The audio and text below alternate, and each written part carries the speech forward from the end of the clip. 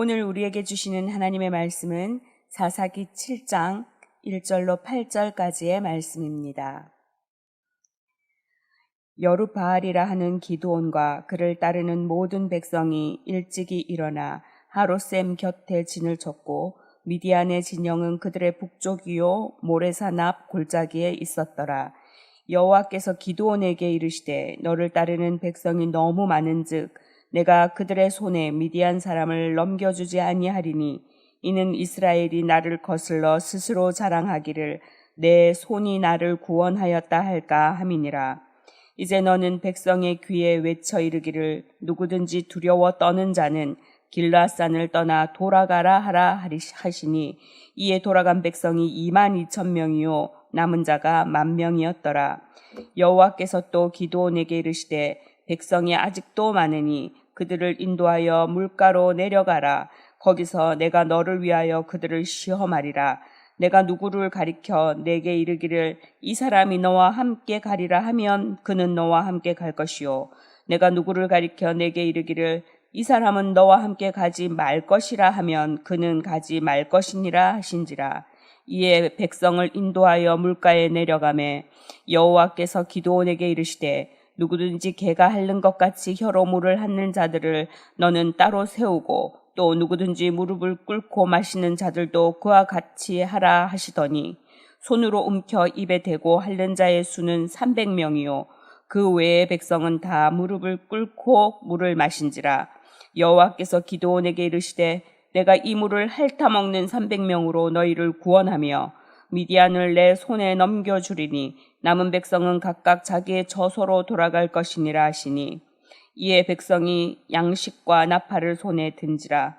기드온이 이스라엘 모든 백성을 각각 그의 장막으로 돌려보내고 그 300명은 머물게 하니라. 미디안 진영은 그 아래 골짜기 가운데에 있었더라. 아멘. 이스라엘 백성들이 이제 미디안 연합군과 싸우기 위해 하롯셈 곁에 진을 치고 있는 상황입니다. 2절 보니까 여호와께서 말씀하십니다. 자, 너를 따르는 백성이 너무 많다. 너를 따르는 백성이 많다. 기드온을 따르는 백성, 지금 이스라엘 백성은 3절에 보니까 32,000명입니다. 32,000명인데 그들이 싸워야 할 미디안 군대는 저 12절에 보니까 메뚜기 떼 같았다. 메뚜기 떼 같고 뭐 낙타는 하늘의 별같이 모래알같이 이렇게 많다. 막 이렇게 엄청난 수다라는 것을 말하죠. 그러면 자, 미디안 군대는 젓가락 갖고 싸우고 지금 이스라엘 군대는 쌍칼 들고 싸우고 이런 상황이 아니잖아요. 엄청난 어떤 군기의 문제가 있는 것이 아닙니다.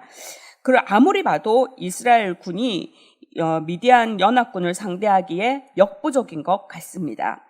그럼에도 불구하고 하나님께서는 오히려 이스라엘 군의 수를 줄이라고 명령하십니다. 하나님은 때로 우리가 이해할 수 없는 것들을 요구하십니다. 하나님은 때로 우리가 생각하기에 불합리한 것들, 불가능한 것들을 요구하십니다. 우리의 생각은 짧고 우리의 지혜는 미련하다는 것을 잠시도 잊으면 안 됩니다. 자, 오늘 이스라엘 군대를 줄이라고 하신 이유는 첫 번째는 구원의 능력이 오직 여호와께 있음을 알게 하시려는 것입니다. 오직 여호와만 구원자가 되시는 것을 알게 하시려는 것이고 또 하나는 그 믿음의 정의 용사를 뽑기 위한 것입니다. 수가 많다고 이기는 것은 아니지요. 그래서 정말 선별된 할 수 있는 그 자들을 뽑기 위해서 그렇습니다. 하나님께서 이스라엘을 구원하시려는 목적은 단순히 이스라엘을 그 압제에서 벗어나게 하려고 하시는 것만은 아닙니다. 그냥 단순히 지금 먹고 살게 해주시려고 그러는 것만도 아닙니다.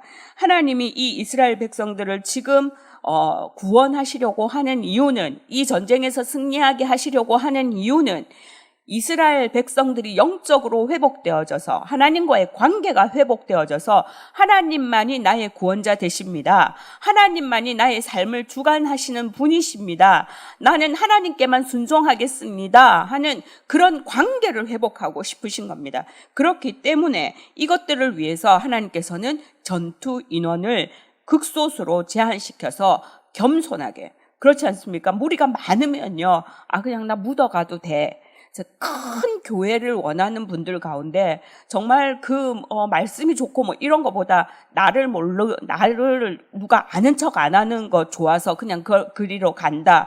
누가 나의 존재감에 대해서 뭐 하세요 안 해도 되니까 나 그런 데 간다 하는 분들이 있어요. 묻어가는 거 좋아하는 분들. 자, 전쟁도 마찬가지입니다. 많은 수가 있으면요, 그냥 어떻게 그냥 나 죽은 척하고 있어야 돼. 영화 같은 데 보면 그러잖아요. 다른 사람 피 이렇게 묻혀가지고 딱 죽은 척하고 가만히 있다가 다 조용해지면 살금살금 이렇게 나오는.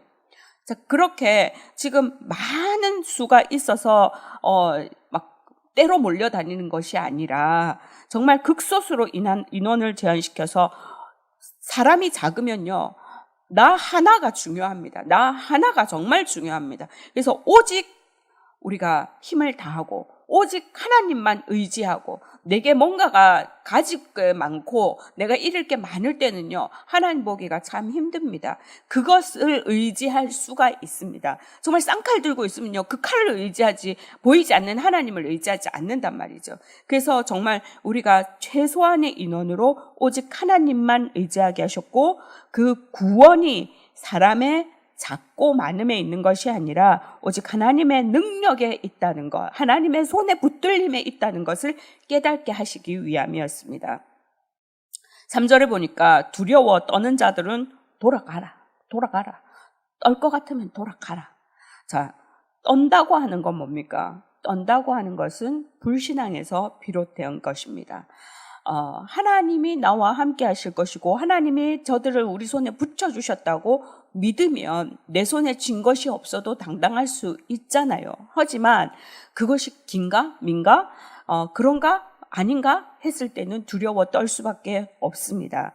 자, 이런 사람들은, 두려워서 떠는 사람들은 하나님이 계시다는 확신을 하지 못하기 때문에 승리하면 누가 한 것이죠? 내가 한 것입니다. 당당하게 정말 하나님이 함께 하신다라고 믿고 나간 사람은요, 내가 이겨도 하나님이 하신 일입니다.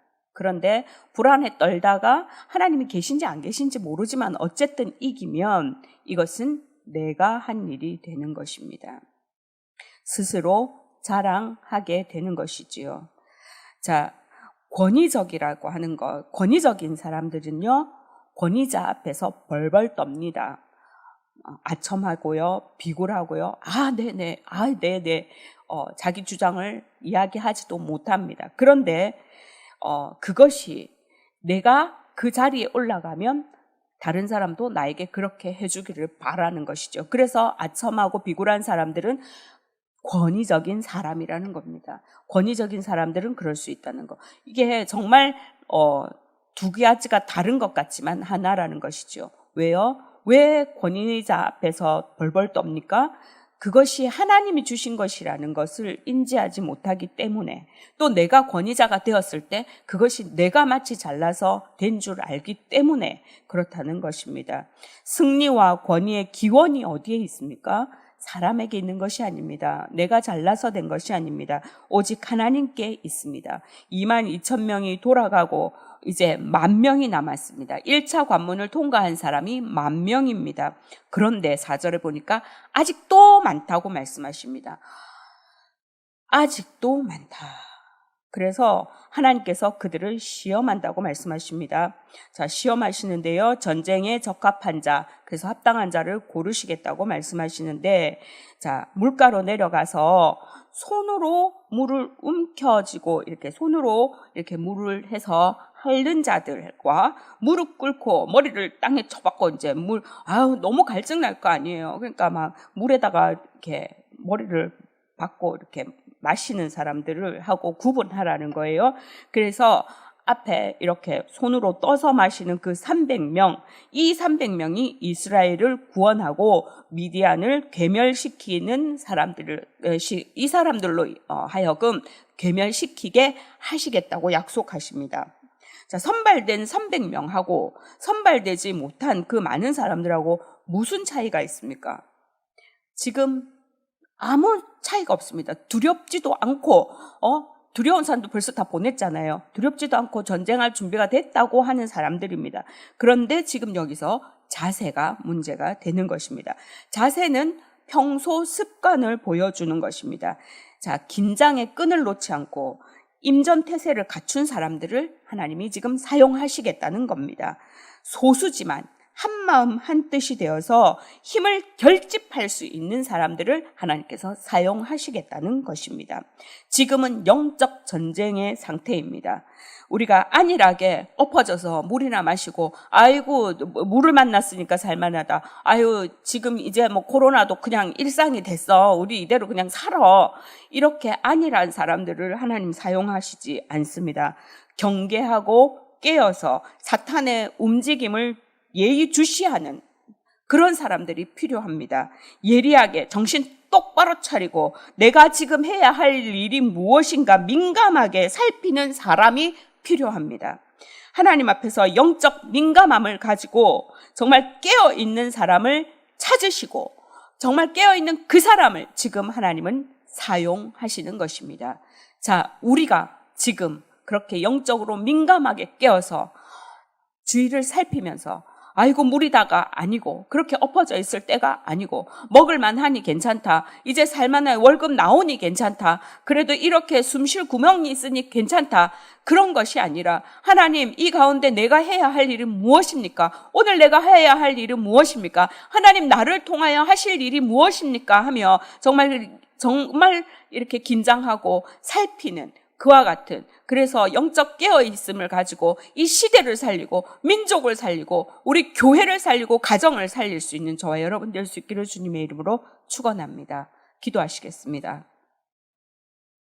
우리를 통해 영광 받으시기를 기뻐하시는 아버지, 오늘도 우리는 영적 싸움 가운데 있습니다. 두려워 떨지 않게 하옵소서.